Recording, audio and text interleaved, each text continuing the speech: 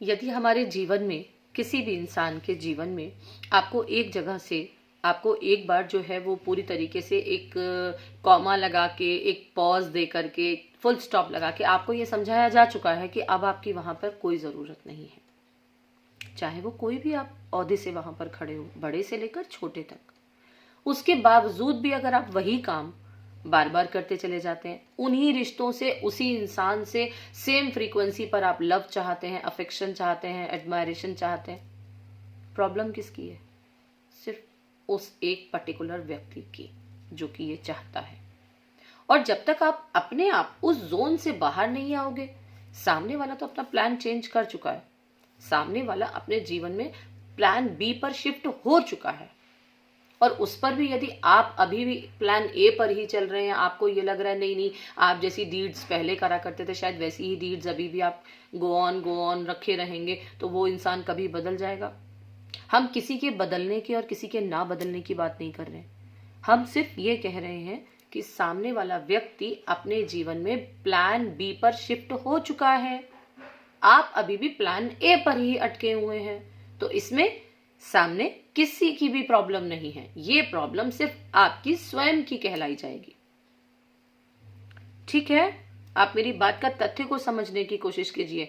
आपके किसी डीड में प्रॉब्लम नहीं है, आपके किसी इमोशनल फैक्टर में प्रॉब्लम नहीं है, आपके किसी कर्मा को करने की फ्रीक्वेंसी में प्रॉब्लम नहीं है, एनर्जी में प्रॉब्लम नहीं है। आप ठीक एनर्जी से सब कुछ कर रहे हैं, ठीक तरीके से आप सब कुछ आगे लेके जा रहे हैं, but still time of the life, journey of the life, circumstances of the life अब प्लान बी डिमांड कर रहे हैं, और सामने वाला उस पर स्विच हो चुका है, लेकिन आप अभी भी वहीं के वहीं स्टक हैं। ये प्रॉब्लम सामने वाले की बिल्कुल नहीं है।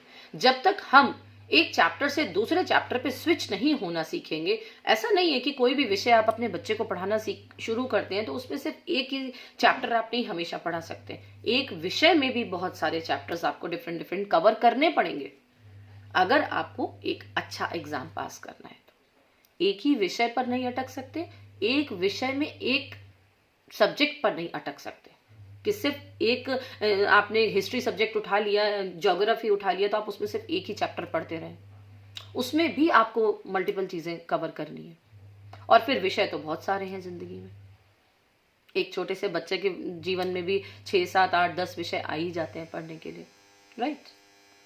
ये आपको जज करना है कि आपको अपना जीवन के किस पड़ाव पर विषय बदलना है और विषय के साथ लेसन चेंज करना है, चैप्टर चेंज करना है।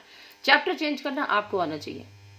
अगर आप नहीं सीखोगे सही समय पर सही चैप्टर स्विच करना, कोई भी स्थिति आपकी नहीं बदल सकता, और फिर आप वहां पर बराबर सफरिंग्स, प्रॉब्लम्स, टेंशंस, नेगेटिविटी, ये वो ऑल द टाइम आप एक जोन में हो, आप अपने आप को जोन से बाहर ही नहीं कर पा रहे।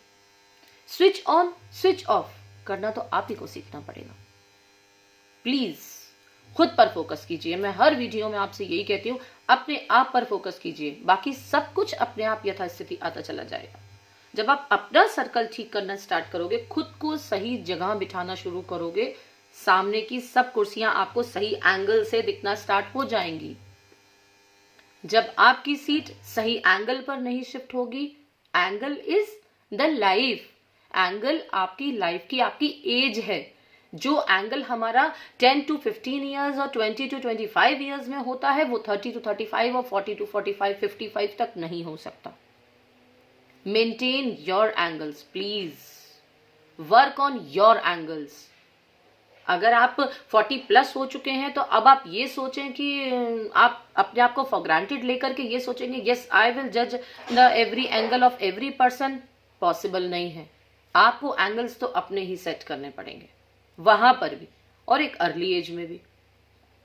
अर्ली एज में हम दूसरों की सजेशंस और दूसरों की राय हम लेना पसंद कर लेते हैं, बट स्टिल थोड़ा सा जब हम बढ़ती एज में होते तो हमें किसी की राय लेना भी पसंद नहीं होती, क्योंकि हम खुद को सफिशिएंट ग्रोन अप मानते हैं।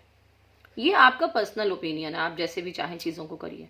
आप किसी के लेना चाहें राय, नहीं सुनना चाहें, ये तो सबका पर्सन टू पर्सन होता है, बट स्टिल अगर आप अपना एंगल नहीं सेट करोगे, if you are not on the right angle, तो आपको सामने की सब सीट्स में प्रॉब्लम नजर आएगी।